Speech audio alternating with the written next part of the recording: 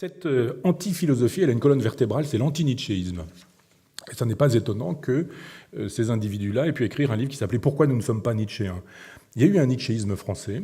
Il est manifeste avant 68 dans un colloque à Royaumont, en juillet 64, et puis après 68 avec un colloque à Cerisy, en juillet 72. Et ce nietzschéisme libertaire, il est l'occasion, pour Foucault et pour Deleuze, de proposer une espèce de nietzschéisme gauchiste. Alors, ce n'est pas forcément très respectueux de Nietzsche. Là encore, il faudrait expliquer pourquoi, comment on utilise Nietzsche pour en faire le gauchiste qu'il n'était évidemment pas. Toujours est-il que cette pensée-là, une espèce de nietzschéisme libertaire, est en rapport avec mai 68, car mai 68 a donné raison à Nietzsche.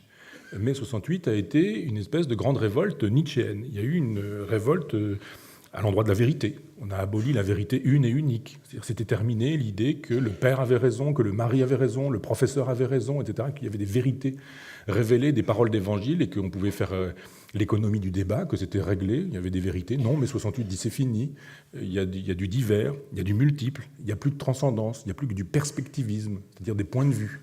Ça ne veut pas dire que tout se vaut pour autant, hein, mais il n'y a plus que des perspectivismes.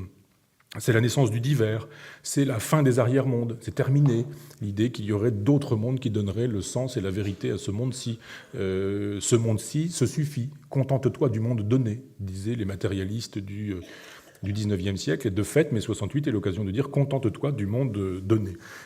Disparition évidemment de tous les idéaux chrétiens, adhésion jubilatoire au monde, à la volonté de puissance, donc au monde et à la volonté de vie, disparition de l'idéal ascétique chrétien, il s'agissait de jouir sans entrave.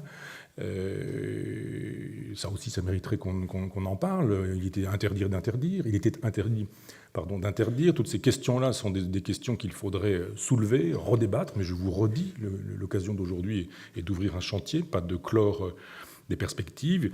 Et il y avait le surgissement de ce que Nietzsche appelait des nouvelles possibilités d'existence. Je pense que l'historiographie anarchiste a négligé l'importance du nietzschéisme français dans le XXe siècle pour voir que, effectivement, le courant du fleuve Alphée continuait et traversait la mer. Cette espèce de mer qui a été le XXe siècle bouleversée par les événements que j'ai pu vous dire. Il y a des citations, on n'a pas le temps, mais je veux dire de Louise Michel, d'Emma Goldman ou d'Émile Armand, qui sont des citations extrêmement élogieuses de Nietzsche.